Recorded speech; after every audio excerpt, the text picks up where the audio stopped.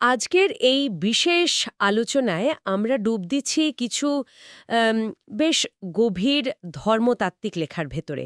এই উৎসগুলোতে যেমন ধরুন ঐশ্বরিক ন্যায়বিচার, স্বাধীন ইচ্ছার পূর্ণতা, মানে পাপের কি পরিণতি হয়, আর মুক্তি, এসব জটিল বিষয় নিয়ে কথা বলা হয়েছে। বাইবেলের নানা প্রসঙ্গও কিন্তু উঠে এসেছে। হ্যাঁ, ঠিক। আর আমাদের আজকের এই আলোচনার মূল লক্ষ্যটা হলো এই লেখাগুলোর আলোয় বোঝা যে এই যে ঘটনাগুলো, বিচার, পুনরুত্থান, ক্রুশ, এগুলো আসলে ঈশ্বরের যে বৃহত্তর পরিকল্পনা তার অংশ হিসেবে কিভাবে কাজ করে। মানে কিভাবে এই সব কিছু মিলে ঈশ্বরের সাথে সৃষ্টির যে সম্পর্ক সেটাকে তার সেই আদি নিখুঁত অবস্থায় ফিরিয়ে নিয়ে যায়, সেটাই আমরা একটু বোঝার চেষ্টা করব। আচ্ছা, আর দেখুন, শুরুতেই একটা বেশ মানে চমকে দেওয়ার মতো বা একটু যেন কঠিন ধারণার মুখোমুখি হচ্ছি আমরা। এই উৎসগুলো খুব জোর দিয়ে বলছে যে অপরাধীর শাস্তি হওয়াটা খুব দরকার, কারণ সেটাই নাকি সমস্ত সৃষ্টির জন্য শান্তি বয়ে আনবে। কথাটা শুনলে প্রথমেই মনে হয় শাস্তি আবার শান্তি আনে কিভাবে? আসুন, এই আপাত একটু বিরোধাভাসী ধারণা দিয়ে শুরু করি। কেন এই লেখাগুলো বলছে যে শান্তির জন্য শাস্তিটা জরুরি? হ্যাঁ, ধারণাটা সত্যিই ভাবায়। উৎসগুলো বলছে যতক্ষণ না একজন অপরাধী তার কৃতকর্মের জন্য সঠিক উপযুক্ত শাস্তি পাচ্ছে, ততক্ষণ নাকি বাকি সৃষ্টি তারা শান্তি বা এক ধরনের স্থিরতা খুঁজে পায় না। এর পেছনের যুক্তিটা আসলে এরকম যে যখন অন্যায় বা অবিচার চলতেই থাকে কোনো বাধা ছাড়া, বা ধরুন যখন সৃষ্টি নিজে সেই অবিচারের শিকার হয় বা সেটা সাক্ষী থাকে, তখন তার মধ্যে একটা ভেতরের অস্থিরতা বা অশান্তি কাজ করে, যেন কিছু একটা অসমাপ্ত রয়ে গেছে, এই রকম একটা বোধ। অপরাধীর শাস্তি পাওয়ার ঘটনা অন্যদের মনে ঠিক কী প্রভাব ফেলে যে তারা শান্তি বোধ করে? এটা কি শুধু একটা প্রতিশোধ নেওয়ার অনুভূতি, নাকি আরও গভীর কিছু? না না, উৎসগুলো এটাকে শুধু প্রতিশোধেই জায়গা থেকে দেখছে না। তারা বলছে যখন সৃষ্টি দেখে যে ঈশ্বরের ন্যায়বিচার কাজ করছে, যখন অন্যায়কারী তার প্রাপ্য শাস্তিটা পাচ্ছে, তখন এটা তাদের জন্য এক ধরনের মানসিক সমাপ্তি বা যাকে বলে ক্লোজার, সেটা নিয়ে আসে। যারা ধরুন সরাসরি অত্যাচারের শিকার হয়েছিলেন, তাদের কষ্টের স্মৃতিগুলো সেগুলো যেন এই বিচারের মধ্যে দিয়ে কিছুটা হলো শান্ত হয়। লেখাগুলো আরও গভীরে গিয়ে বলছে কি, এই ন্যায়বিচারের সাক্ষী হওয়াটা সৃষ্টির ভেতর থেকেও পাপ করার যে ইচ্ছা সেটাকে বাতিল বা প্রত্যাখ্যান করতে সাহায্য করে। যখন তারা অপরাধীর শেষ পরিণতিটা দেখে, তখন তারা নিজেরা সচেতনভাবে নিজেদের ভেতর থেকে ওই একই পথে চলার ইচ্ছাকে ত্যাগ করে বা নষ্ট করে ফেলে। বলা হচ্ছে অপরাধীর শাস্তি বা তার মৃত্যু সৃষ্টি স্মৃতি থেকে পাপের দাগ বা প্রভাব মুছে ফেলতে সাহায্য করে, আর একই সাথে তাদের নিজেদের মন থেকেও পাপের দিকে যে টান সেটাও দূর করে। তার মানে এটা শুধু বাইরের শান্তি নয়, এক ধরনের ভেতরের শুদ্ধিও। বিচার শুধু অপরাধীকে দণ্ড দেয় না, বরং যারা দেখছে তাদেরও পাপের পথ থেকে দূরে সরায়। এই লেখাগুলোর বক্তব্য এটাই দাঁড়াচ্ছে। বেশ গভীর কথা। আচ্ছা, এই শান্তির ধারণাটা আবার স্বাধীন ইচ্ছার পূর্ণতার সাথেও জুড়ে আছে, তাই না? উৎসগুলোতে যেমন পাচ্ছি যে শহীদদের পুনরুত্থান আর শয়তানের বিচার, এইগুলো নাকি সৃষ্টির স্বাধীন ইচ্ছাকে পূর্ণতা দেয়। এটা কিভাবে হয়? হ্যাঁ, এটা এই পুরো ধর্মতাত্ত্বিক কাঠামোর একটা খুব গুরুত্বপূর্ণ দিক। উৎসগুলোর কথা অনুযায়ী ইতিহাসে এমন কিছু চূড়ান্ত ঘটনা ঘটবে বা ঘটে গেছে, বিশেষ করে যারা নিজেদের বিশ্বাসের জন্য জীবন দিয়েছেন, সেই শহীদদের পুনরুত্থান এবং শয়তানের যে অন্তিম বিচার, যার পরে ধার্মিক সৃষ্টির যে স্বাধীন ইচ্ছা সেটা একটা নতুন স্তরে চলে যাবে। এমনকি স্বর্গদূতদের বেলাতেও এটা সত্যি হবে বলে লেখাগুলোতে বলা হয়েছে। তারা আর পাপ করবে না। আর পাপ করবে না, এর মানে কি তাদের পাপ করার ক্ষমতাটাই থাকবে না, নাকি ইচ্ছাটা থাকবে না? এখানেই তো স্বাধীন ইচ্ছার সেই পরিচিত প্রশ্নটা আসে। যদি পাপ করার ক্ষমতাই চলে যায়, তাহলে সেটাকে আর স্বাধীন ইচ্ছা বলা যায় কি? খুব খুব জরুরি প্রশ্ন এটা। উৎসগুলো যেভাবে ব্যাখ্যা করছে তাতে মনে হচ্ছে এটা ক্ষমতার অভাবের কথা বলছে না, বরং ইচ্ছার এক ধরনের পরিপূর্ণতা বা স্থিরতার কথা বলছে। তাদের স্বাধীন ইচ্ছাটা এমন একটা অবস্থায় পৌঁছে যাবে যেখানে তারা ঈশ্বরের যে ভালো ইচ্ছা তার সাথে এতটাই এক হয়ে যাবে যে তারা আর ভুল পথ বা পাপের পথ বাঁচবেই না।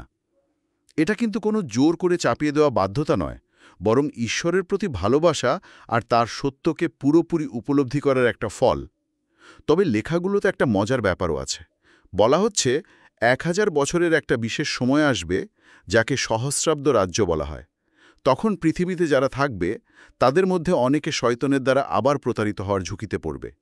কিন্তু যারা ইতিমধ্যে ধার্মিক বলে প্রমাণিত, বিশেষ করে যারা পুনরুত্থিত বা রূপান্তরিত হয়েছেন, তাদের স্বাধীন ইচ্ছা কিন্তু পূর্ণতা পেয়ে গেছে। তাদের পক্ষে আর পাপ করা সম্ভব নয়। উৎসগুলো মোটামুটি এটাই জোর দিয়ে বলছে। তাদের জন্য পাপের সম্ভাবনাটাই শেষ হয়ে গেছে। তাহলে দুটো আলাদা পরিণতির কথা আসছে এখানে। একদল পূর্ণতা পেয়ে যাচ্ছে, আরেক দল তখনও প্রলোভনের শিকার হতে পারে। এই পূর্ণতা পাওয়ার পেছনে মূল চালিকা শক্তিটা কি? এখানেই কি ক্রুশ আর প্রথম পুনরুত্থানের ভূমিকাটা আসছে?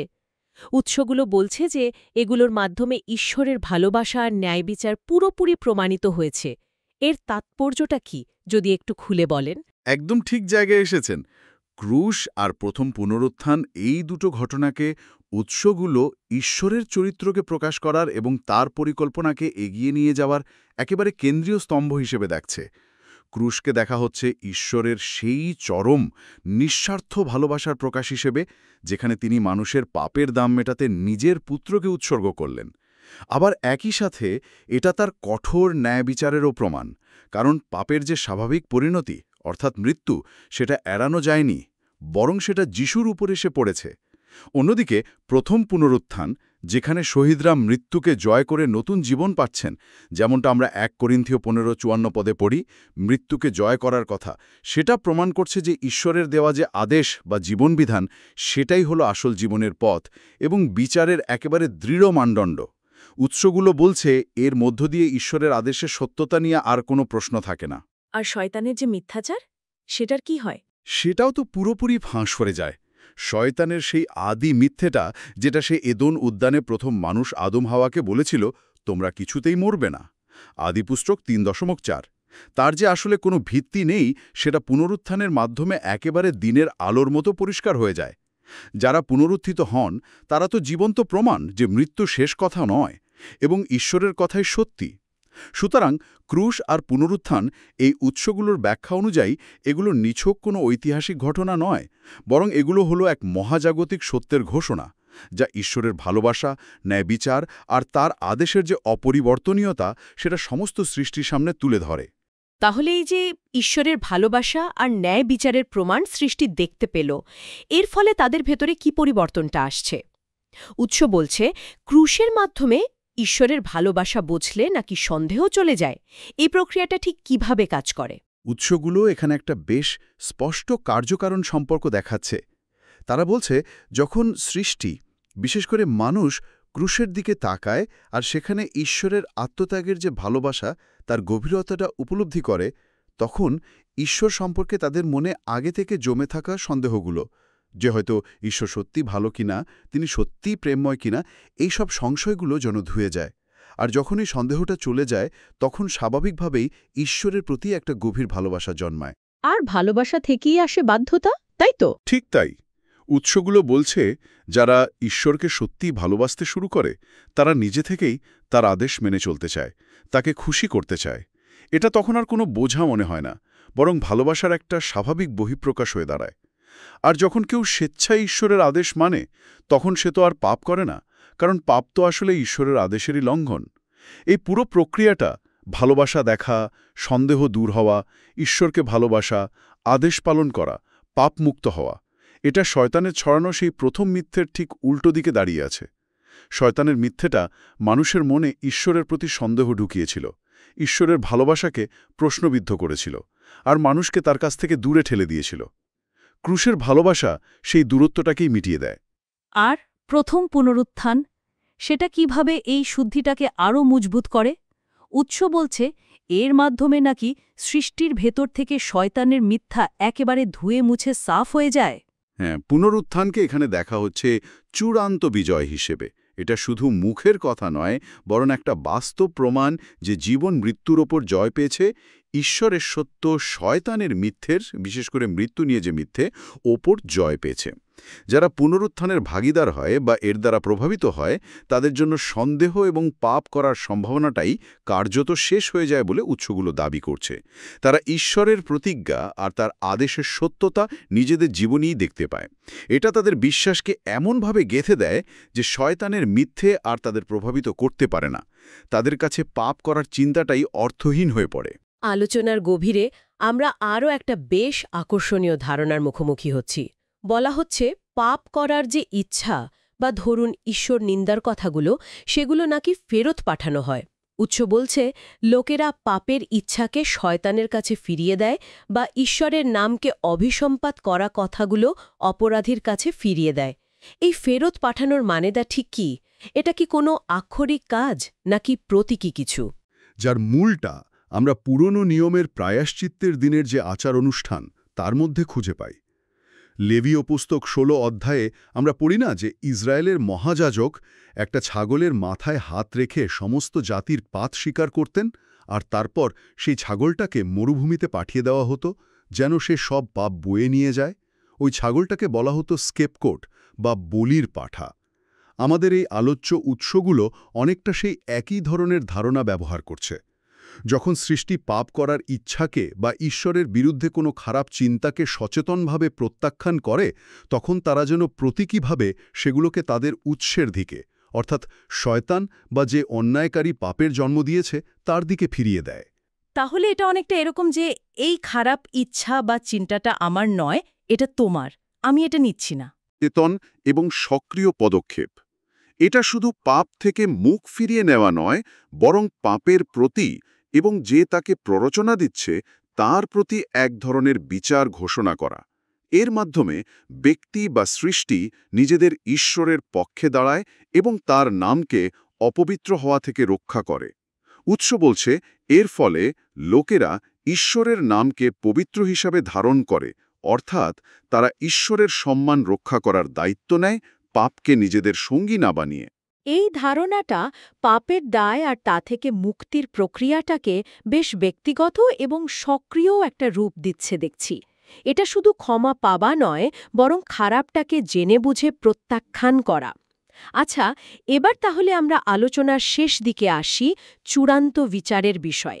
উৎসগুলো বেশ জোরের সাথেই বলছে যে যদিও অগ্নিহ্রদের সেই অন্তিম বিচার এখনও সবার জন্য ঘটেনি, তবুও এর ফলাফল নাকি একদম নিশ্চিত। অপরাধীরা কোনোভাবেই সেটা এড়াতে পারবে না। এই নিশ্চয়তার ভিত্তিটা কি? কেন বলা হচ্ছে এটা আর বদলাবে না? এই নিশ্চয়তার ভিত্তি হল ঈশ্বরের নিজের অপরিবর্তনীয় চরিত্র আর তার ঠিক করে দেওয়া নীতি। উৎসগুলো যুক্তিটা হল, যেহেতু বিচারের মানদণ্ড অর্থাৎ ঈশ্বরের আদেশ ক্রুশ আর পুনরুত্থানের মাধ্যমে একেবারে পাকাপোক্তভাবে প্রতিষ্ঠিত আর প্রমাণিত হয়ে গেছে, তাই ফলাফলও নির্ধারিত। যারা ঈশ্বরের আদেশ মেনে চলে তাদের জন্য অনন্ত জীবন, আর যারা জেনে বুঝে পাপের পথে চলে আর অনুতাপ করে না তাদের জন্য চূড়ান্ত বিচার অপেক্ষা করছে। এই যে নির্ধারিত বিচার, এটা উল্টে যাওয়ার আর কোনো সম্ভাবনা নেই। কিন্তু বিচার তো এখনো হয়নি, তাহলে এখনই কিভাবে ফলাফল নিশ্চিত বলা হচ্ছে? এটা হ্যাঁ, ঠিকই, সময়গতভাবে হয়নি, কিন্তু উৎসগুলো বলছে যখন শয়তানকে নির্দিষ্ট সময়ের জন্য অতল গহ্বরে বন্দী করা হবে, যেটা আমরা প্রকাশিত বাক্য ২০ অধ্যায়ে পড়ি, সেই ঘটনাটাকেই সৃষ্টির জন্য প্রায়শ্চিত্ত বা পাপমুক্তি প্রক্রিয়ার কার্যকরী সমাপ্তি হিসেবে দেখা হচ্ছে। যদিও এরপরেও মহাশ্বেত সিংহাসনের সামনে চূড়ান্ত বিচার হবে, যেখানে প্রত্যেকের কাজের হিসাব নেওয়া হবে, যেমনটা প্রকাশিত বাক্য ২০:১৩ পদে আছে, কিন্তু মূল যে নীতিগত বিজয় আর পাপের ওপর ঈশ্বরের যে কর্তৃত্ব, সেটা ততদিনে প্রতিষ্ঠিত হয়ে গেছে। শয়তানের পরাজয় আর তার বন্দিদশা প্রমাণ করে যে পাপের রাজত্ব শেষ এবং ঈশ্বরের ন্যায় বিচারই শেষ কথা। তাই যদিও সময় হিসেবে চূড়ান্ত বিচারটা পরে ঘটবে, তার যে অনিবার্যতা তা নিয়ে কোনো সংশয় নেই। উৎসগুলো পরিষ্কার জানাচ্ছে সেই চূড়ান্ত বিচারের পর সৃষ্টিতে আর কোনো পাপ থাকবে না। সমস্ত অন্যায়, পাপ, এমনকি মৃত্যুও, যেমন ১ করিন্থীয় ১৫:২৪-২৬ পদে বলা হয়েছে, চিরকালের জন্য দূর হয়ে যাবে। আচ্ছা, বোঝা গেল। তাহলে এই উৎসগুলো থেকে পাওয়া মূল বিষয়গুলো যদি একটু গুছিয়ে বলি। প্রথমত, সৃষ্টির শান্তি আর স্থিরতার জন্য ন্যায় বিচারটা খুব দরকার। অপরাধের শাস্তি শুধু তাকে শাস্তি দেওয়াই নয়, বরং এটা সমস্ত সৃষ্টির জন্য এক ধরনের নিরাময় আর সমাপ্তি নিয়ে আসে। দ্বিতীয়ত, ঈশ্বরের কিছু বিশেষ কাজ, বিশেষ করে ক্রুশ, পুনরুত্থান আর বিচার, এগুলোর মাধ্যমে ধার্মিক সৃষ্টির স্বাধীন ইচ্ছা পূর্ণতা পায়। এমন একটা অবস্থায় পৌঁছায় যেখানে তারা আর পাপ করেই না, কারণ তাদের ইচ্ছাটা ঈশ্বরের ইচ্ছার সাথে মিলে যায়। একদম ঠিক।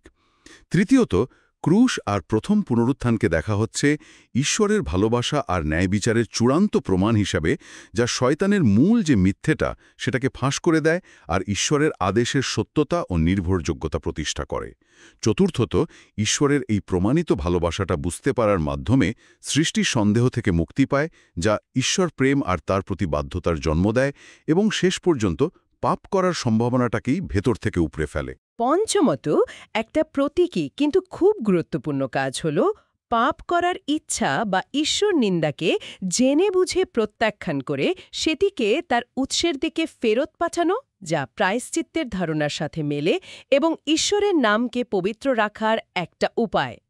আর ষষ্ঠত, চূড়ান্ত বিচার, যদিও ভবিষ্যতের ঘটনা, এর ফলাফল নিশ্চিত আর বদলানোর নয়, কারণ বিচারের মানদণ্ড স্থির হয়ে গেছে এবং ঈশ্বরের ন্যায় বিচারের পরিকল্পনা সফল হবে, যার শেষ পরিণতি হল পাপমুক্ত এক নতুন সৃষ্টি। একদম। এই সবগুলো বিষয় একসাথে মিলে ঈশ্বরের সেই বড় পরিকল্পনাটাকে তুলে ধরে, যার মাধ্যমে তিনি এই উৎসগুলোর কথা অনুযায়ী সৃষ্টিকে পাপের দীর্ঘস্থায়ী প্রভাব থেকে মুক্ত করে তার আদি যে উদ্দেশ্য ছিল সেই অনুযায়ী এক নিখুঁত আর সামঞ্জস্যপূর্ণ অবস্থায় ফিরিয়ে আনবেন। এই গভীর আলোচনার শেষে একটা প্রশ্ন কিন্তু মনে ঘুরপাক খাচ্ছে, যা হয়তো আমাদের আরও ভাবনার খোরাক দেবে। এই লেখাগুলো ধার্মিকদের জন্য স্বাধীন ইচ্ছার যে পূর্ণতা লাভের কথা বলছে, তার মানে দাঁড়াচ্ছে যে তারা আর পাপ করতে পারবে না বা করবে না। স্বাধীন ইচ্ছার এমন একটা চরম বা নিখুঁত অবস্থার মানে কি হতে পারে, যা ভুল করার বা পাপ করার সম্ভাবনাটাকেই দূর করে দেয়, কিন্তু তারপরেও সেটাকে স্বাধীন ইচ্ছা বলা হচ্ছে? এটা কি এমন এক স্বাধীনতা যা বেছে নেওয়ার ক্ষমতা রাখে কিন্তু সবসময় শুধু ঠিকটাই বেছে নেয়? এটা সত্যি একটা গভীর ধর্মতাত্ত্বিক প্রশ্ন, যা নিয়ে হয়তো একান্তে আরও ভাবা যেতে পারে।